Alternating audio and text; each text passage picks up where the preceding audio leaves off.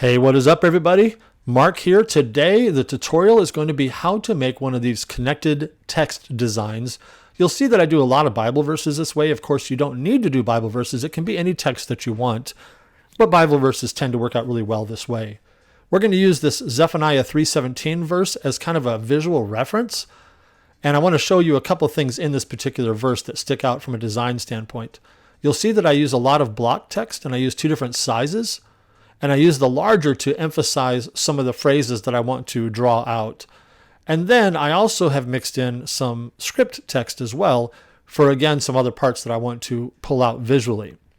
Now this one, of course, went through, just like a lot of them do, it kind of came out different than other ones where I had to add some horizontal lines in there to connect some pieces. I had to add a couple of shapes right here at the end of the W and at the end of the S to connect some things.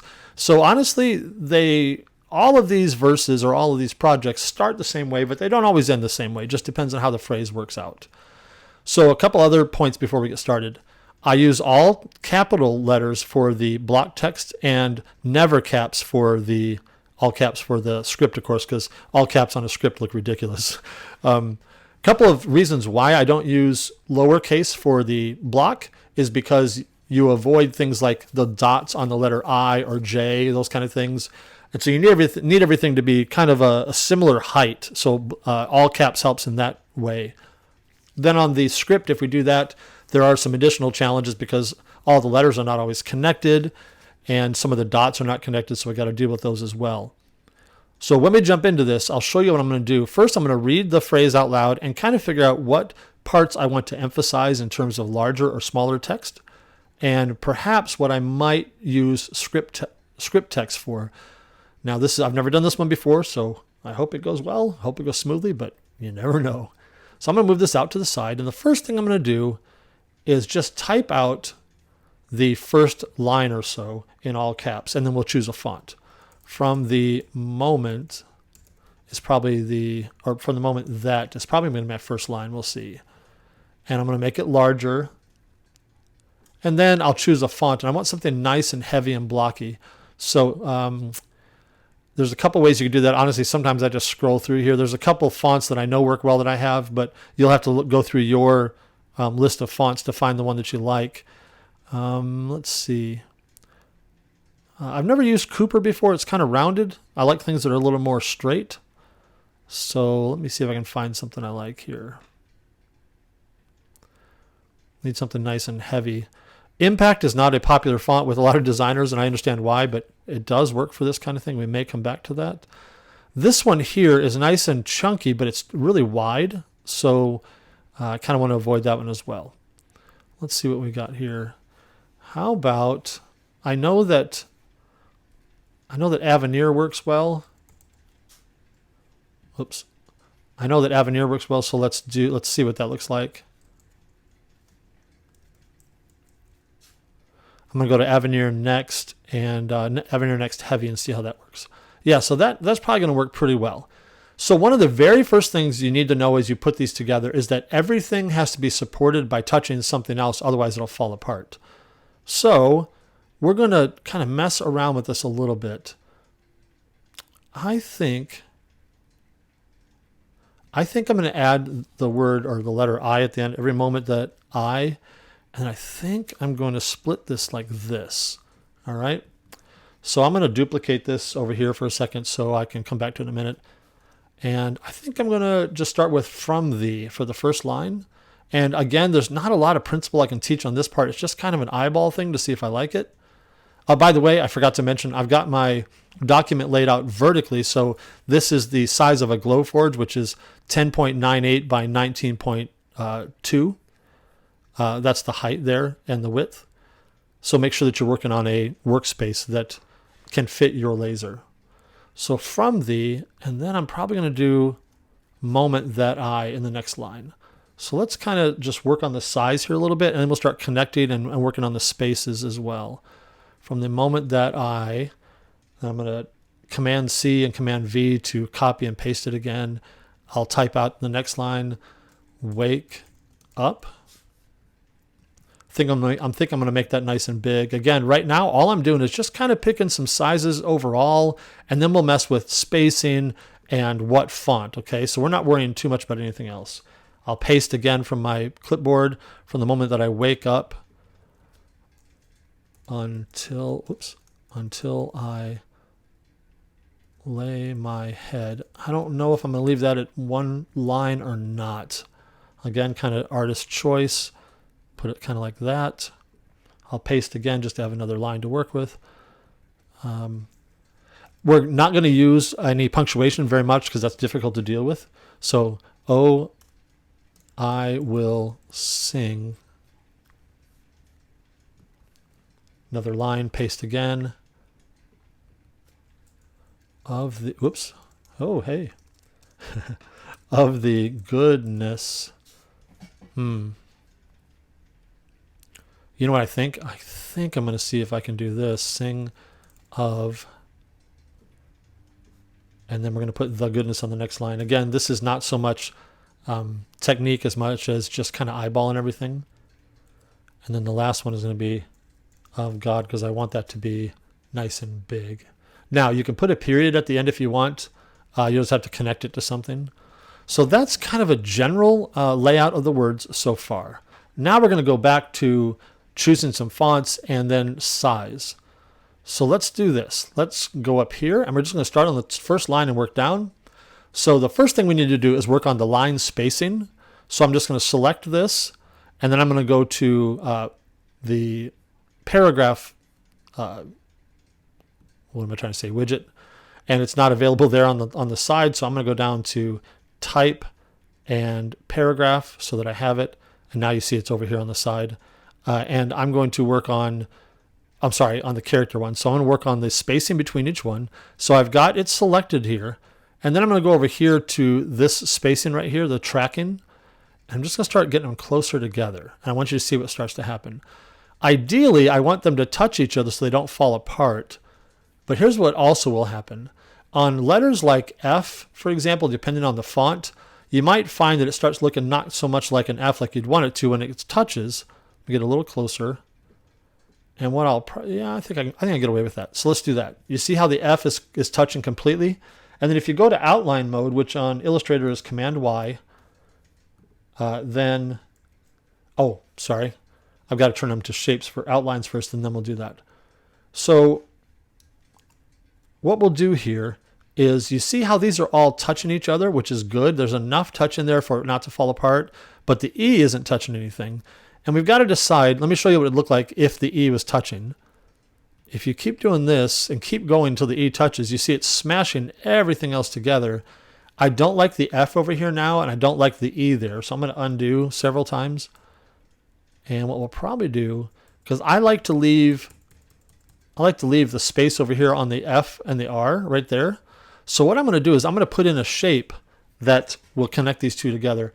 And what I typically do is I grab a square, and I'll go over here and I'll go the same size as this bar on the E, or the same size as the bar on the H. So I'm just going to draw out a rectangle about like that. And I'm going to make sure that it is filled with black. And I'm going to use that as a connecting piece, all right? So now I'm going to right-click and go to Create Outlines on these. And now you see that it's all outlined, but they're no longer connected. So now we go to Pathfinder down here at the bottom for me. It could be located somewhere else for you. Pathfinder Unite. And you see that all the letters are connected except for the rectangle because it wasn't selected. So now if I hold Shift down and click, now I've got all of this selected. And if I hit Pathfinder Unite, oh, I didn't have it. Sorry.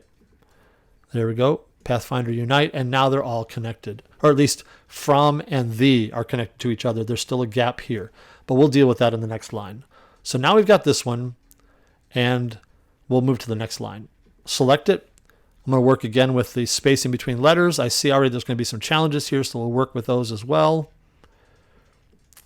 You see now that the MOM is connected, ENT is connected. This is not quite connected, so we'll do these separately. So what I'm going to do now is I'll click into here so that I can edit these. I'll click in here with the text tool. And I'm going to put an extra space between these two because I don't like those two letters those two words being that close. And then I'll go back to my selection tool. And now I'm going to work on these. So I will right click, create outlines again. And so now you see that everything's outlined. I'm going to go ahead and Pathfinder Unite. And those are connected, but you see the M and the E are not. And I might leave it that way because I might be able to connect them to the next line. The thing you got to watch out for is just letters that are not connected to anything. Okay? So now I see a problem right here. And what I'm going to probably do is I'm going to take just a small rectangle and do just like this and connect those two by selecting the rectangle and then shift clicking the words and Pathfinder Unite, and you see that I united it down there. I think this is going to work. So now I will select this line and the top line and then go to Align Center. See, now they're aligned in the center, and I'll just take my arrow key and move these up until they touch and just kind of set back and look at that. So that's, I don't love it, but it's okay. I can still read it, but things start to run together a little bit. I'm not going to connect them all yet. I'm just going to wait and see what happens. So let's go to the next line, and we're going to, again, select all these letters and work on the tracking, get them closer again. And I'm seeing the bottom of the A and the K and the E touching, which is great. I already know that the W is going to be challenging and the UP won't look right if I'm not careful. So I'm going to stop right here, right-click, create outlines, and I'm going to go ahead and Pathfinder Unite. And now I'm going to make this a whole lot bigger so it'll really just yell from the moment I wake up. And I'm going to kind of move it up here a little bit. And now I'm going to work on the spacing between the A and the W and the U and the P. Now that I've created outlines with these, I'm going to right-click and ungroup so that I can deal with the W by itself. I'm just going to arrow key it in a little bit. And let's see what that looks like. I can live with that right there. I can still read it as a W, so that's okay. But this one is not going to work that way. I want to leave the space between the U and the P, so I'm probably just going to grab a rectangle and do what I did above. Or, wait for it. Or I can hope that I can connect it to the one above and the one below, and that U doesn't have to be connected to the P. That's another option. I think I'm going to go with that one. So let me select WAKE. And then Pathfinder Unite, and those are connected. And then UP is not yet, but I think it's going to be all right. And I think I like the idea, of connecting these like I did with the Zephaniah one with a line between them. Let's just see what it looks like. So I'm going to grab a rectangle, come way out here. I'm going to draw kind of a big fat or semi-fat line here, about like that, or rectangle. And I think I like that better because it visually kind of lets you see the words separately. And then I'm going to copy and paste that rectangle and use it underneath that one as well. I think that's going to work well. So let me select everything here and then align center. Oh, see, yep. Should have known that was coming. So now, because these two lines are all together, but the wake and up are separate, I can't do that yet. So I'm going to grab U and shift click P, command G for group, and then I'll shift click again, wake up, and command G for group. So now that's all a group. Now I should be able to do what I was doing earlier, select all of these lines and center. Yeah, that's great. I think I like that. Still not going to connect things yet, not everything because I want to keep going, but hopefully you're picking up the pattern here. Now, until I lay my head, I could make that cursive. I'm going to try it and see what happens. It may not work. So let's go over here to my fonts again. And I definitely don't want all caps on a cursive one. So I'm going to type out until I lay my head in upper, lower, or sentence case in this case. And let's just kind of see what happens here. Play with the font again. I don't hate that one. Let me see. It needs to be kind of thick. I don't want to have to deal with pieces breaking. So just looking at my choices. Oh, that's the one I used on the Zephaniah one. I'm going to try that. So let me try this one. Make it a little bigger until I lay my head. So let's just kind of make it touch that rectangle above. and see what happens. Now I'm going to center it. So I'll select all these pieces again, align center. And now let's just take a look at this. So you see the T and the L, I, L, H, and D all touch the upper line. So that's going to support it there. But notice neither of these two, the U, N are not connected to each other or the T. So that's going to have to be dealt with. And then everything else here is going to be all right. Okay, that might work. So what I'm going to do now is I'm going to leave it as text. I'm going to move it down a little bit so you can see the shapes of the tops of the letters. You know, see the shape of the I, but it's still touching. And then I'm going to grab this rectangle and I'm going to copy paste and put it, see if I want to put, you know what, I don't really want to do another line there. I'm going to delete that. See, that's kind of what what I do as I go along. And then this line is going to need to somehow connect all of these together. I don't know how that's going to work. Let's try it though. So we're going to leave it the way it is. And I'm going to select this next line, go back to the line spacing or the tracking, not line spacing, the tracking, make these closer together. And by the way, if you're picking up this pattern, of course, you can stop the video. You don't have to watch the rest of it. It's just me working through it. And I see that these letters are touching. That's good. Now you don't want the I and the L touching because they'll just turn into a blob, just a big rectangle. That won't work. So I think I'm going to do a couple more minus in the tracking. I think that's going to work pretty well. Let's select. So I'm going to turn that into outlines by right-clicking, create outlines, and Pathfinder Unite. I'm going to select everything up here again, select everything and align so they're centered. Now, here's the thing that I was talking about earlier. U and N are not connected to anything. And then the Y and the Y's are going to get lost, so I'm not totally sure what I want to do there. So let me kind of just remember that's there. I'm going to move these up until it touches and see what's happening here visually. So I got to touch the U over here with the O. The N has to be supported. It is now. I think I'm okay. I just don't like the loss of the shapes of the Y. Not a big fan of that. So, yep. See here, this is how it goes during a live recording. You got to figure out what you want to do with those letters, and I don't love losing the bottom of those letters because I don't know what they're saying. Right? Let me see what happens if I make these letters any smaller. Does the Y end up in a different place? It does not. What can I do there? I have an idea that may not work, but I'm going to try it. Let's just see, and hey, if it doesn't work, that'll be another challenge. So I'm going to select my cursive, right-click, create outlines, and you see they're not connected. I'll use Pathfinder Unite like we did before, but I want to see if I can take the inside of these Y's out to this little teardrop shape, and I want to see if I were to do this with it, and then cut that teardrop shape out of these letters, would it somehow read more like a Y? I'm going to try it. And this might just be a waste of time in a recording. In fact, it probably is going to be. So I'll go into isolation mode by clicking it quite a few times. And then I get this teardrop shape. I'm going to Command C, which is copy. And it is the same as the other Y, so I'll just use that as well. I'll show you in a minute. Go all the way back out. Let's move this up wherever I want it. It's got to be touching the U and the N. Now, here's another thing you can cheat on, which I do quite often.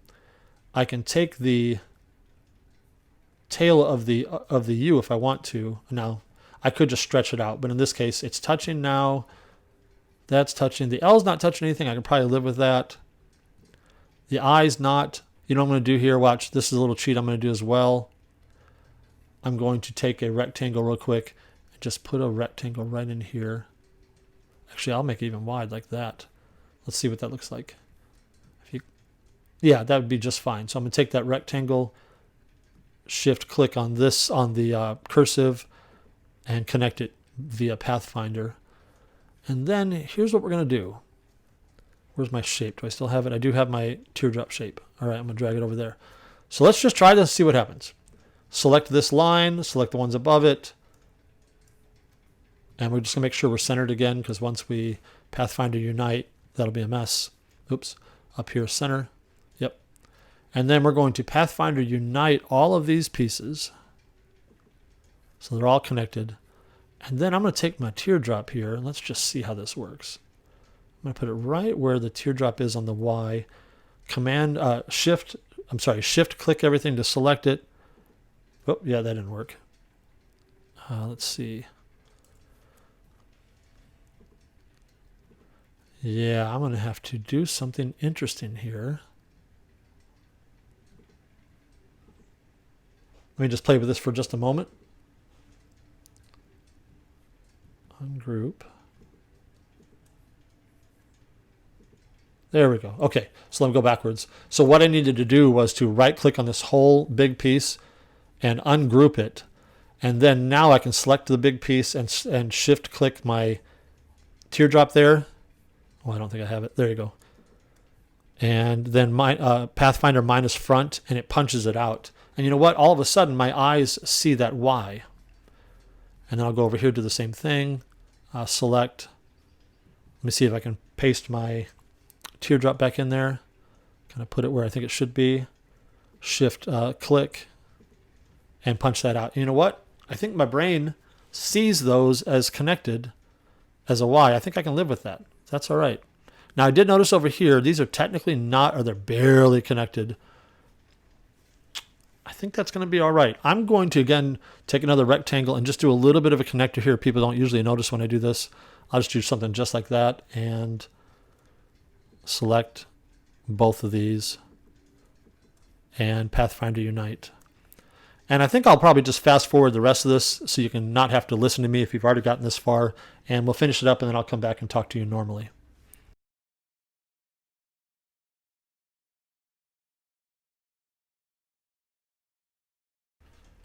All right, and I think that's about it. So what I do at this point is I do Command Y on a Mac for Illustrator, and I go to outline mode, and I just stare at it for a little bit. I walk through all the letters in my head here and just notice where they're connected, if there's any spaces that seem like they're not very sturdy.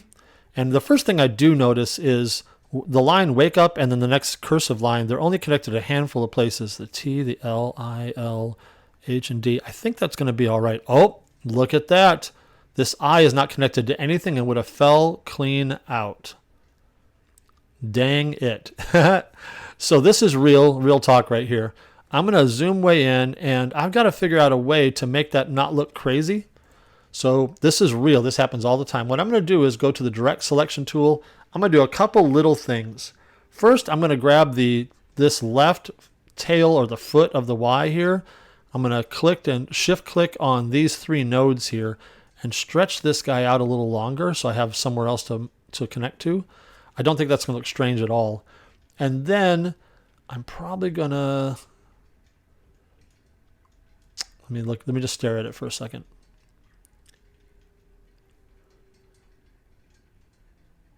The only place right now it's connected at all is right there, and I got to decide if I can live with that.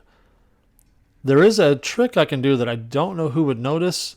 I could make this an eye with a shape at the top and bottom, a straight line that would always connect it, also connect it to the E and connect it to other things. I'm going to try that and see if I can live with that. I don't know if I can or not, if I can visually just live with it. But I'm going to try doing one, making an eye kind of like this. And then I'm going to copy and paste that rectangle for the bottom of the eye. And see, that would get me connected, or it can almost get me connected to the E.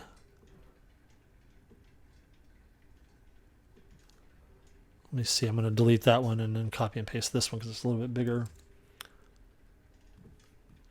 I'm going to have to step back and see if I can live with that. So I'm going to go ahead and select all three of these, or all of it, and Pathfinder Unite, and I'll undo if I can't live with it. And then go to regular mode. You know what? I don't think the average person is going to notice that, so I can probably live with it even though the rest of the eyes are not that way. I don't know. But I want you to just see the problem there. Let me zoom back in again, go to outline mode. If I just undo a few times, let me go back to kind of where we were. I also wonder if I can live with the stability of this part. If I select these pieces again, these parts of the Y or the eye. Just kind of make it dip down a little further and grab it. You know what? I think that'll probably survive. So let me select all of it. And then Pathfinder Unite. And I think that eye is going to survive. So guys, that's exactly what you have to go through to make some of these. Sometimes they're easy, sometimes they aren't. I'm going to go ahead and cut this thing, and I'll come back and show it to you at the end of the video, and we'll kind of wrap it up there. All right, so if you made it to the end, congratulations. Here it is, just freshly painted. I love the way it came out, and I do feel like the letter that we were concerned about works, the eye right there. I did cut this with out of 1/4 inch, and so it's really nice and sturdy. If you were cutting out of 1/8 inch, I probably would play with that a little bit more. But hopefully you learned a little bit about this process and learned some of the challenges as well. But go out there and make some stuff. You're going to have a lot of fun. And let me know how I can help you. Take care.